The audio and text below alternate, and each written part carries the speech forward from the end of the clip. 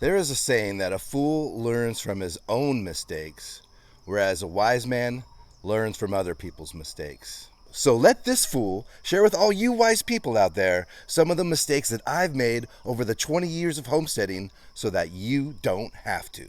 But I'll say this, you can watch this video today and ignore everything that I say, and that's fine.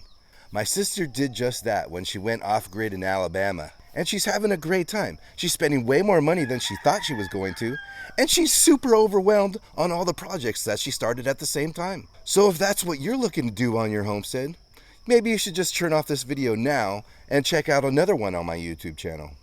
But if you like the idea of starting your homestead off on the right foot, then stick around for my list of 10 things most new homesteaders get wrong. Now let's start off with number 10 on the list, coming into homesteading without a detailed plan.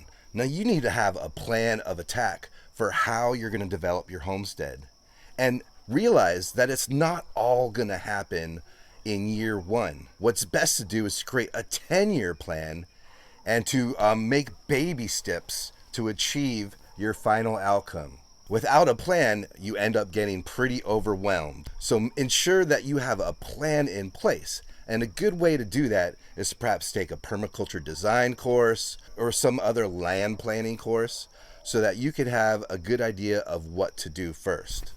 On any homestead, you typically want to start with access, and then infrastructure, and then perhaps fencing, and then creating earthworks to harvest the water, and then developing your food systems, and then including animals. But that sort of a plan takes years to accomplish. So having a plan in place for what you want to achieve on your homestead, because every homestead is different, is key to finding success and not getting yourself overworked.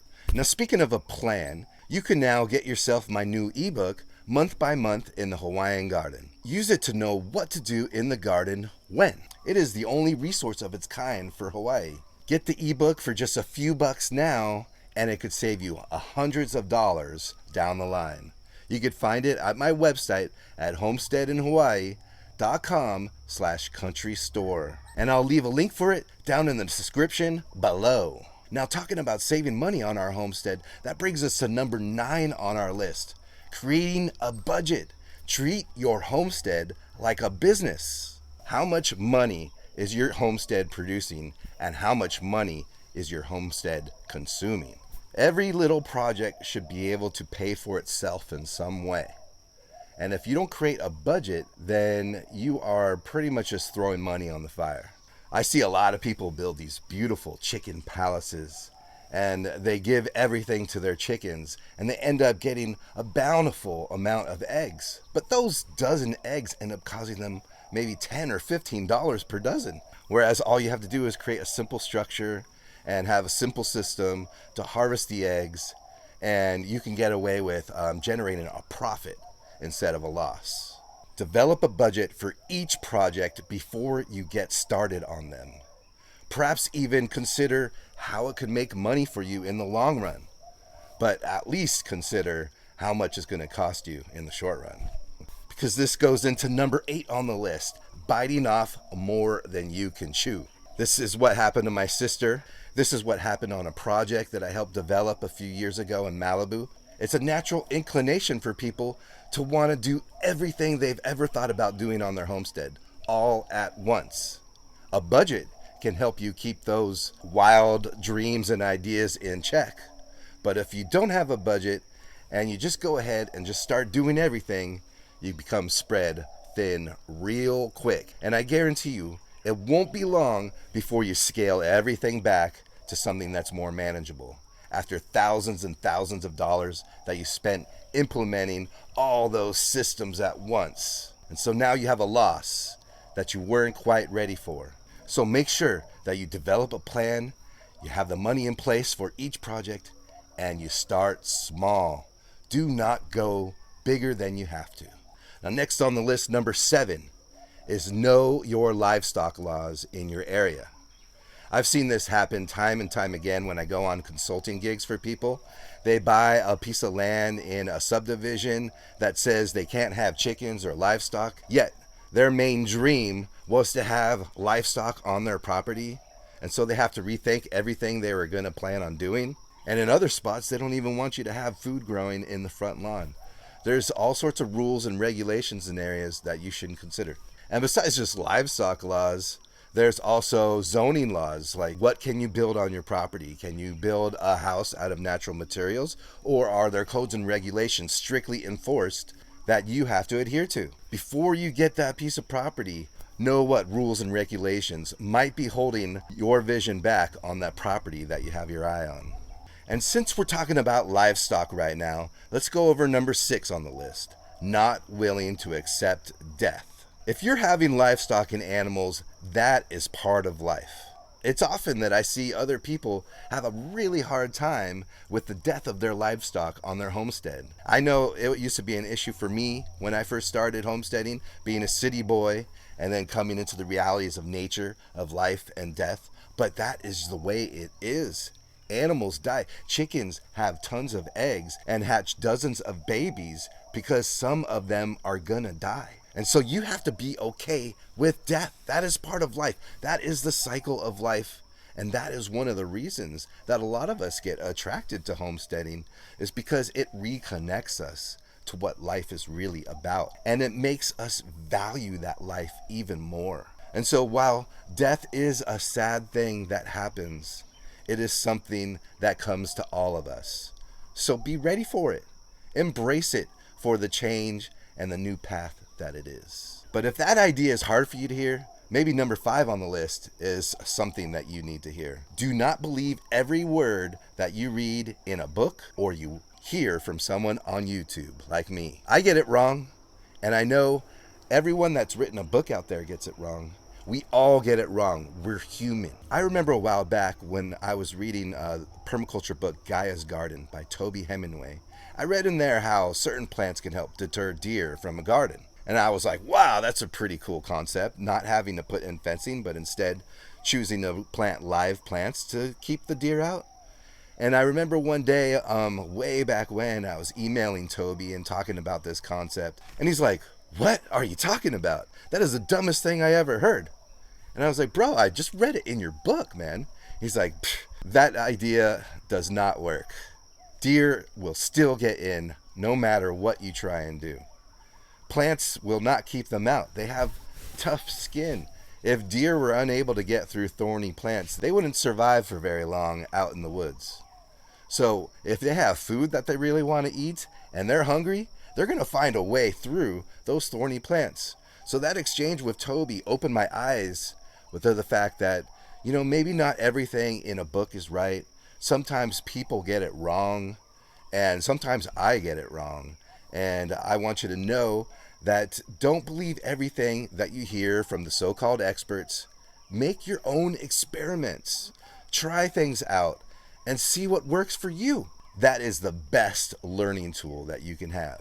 And along with the same theme, number 4 on the list is stop comparing your homestead to all those Insta homesteads on Instagram. You'll see on Instagram a rosy life where everything is perfect. Everyone has the beautiful, well-developed projects on their homestead, and it seems like they have it all. But in fact, there's a different story behind most of those homesteads. Some of them are financially backed by big money. Others don't show all the problems behind the scenes. And so for the rest of us, we feel like our homestead has to look like theirs. But a real homestead is not perfect. It's a working environment where you have a mess and you have beds that have just been cleared and need to be replanted, where not everything is a perfect showpiece every time. And so your homestead is allowed to look like a mess. So stop comparing yourself to others. If you start doing that, it'll lessen your anxiety on your new homestead almost instantly. Now, the last 3 on this list of what most homesteaders get wrong are 3 that I got wrong really early on in my homesteading life. Number 3 on the list is not building things right the first time because you're trying to be frugal. I get it. I started off my homestead with very little money. And so as I built my place, I was piecing things together. Now that we're 20 years into this house that I'm living in, I really wish I used 2x6s in certain places as opposed to a 2x4, or that I spent a little more money on more quality material that didn't end up rotting out. Now those things have caused issues down the line to where I have to address them now. And that's not fun when you're at a later stage of homestead and you gotta feel like you gotta get in there and fix things that you already did before. But that's the reality of it if you choose to go too frugal. I don't make that mistake anymore.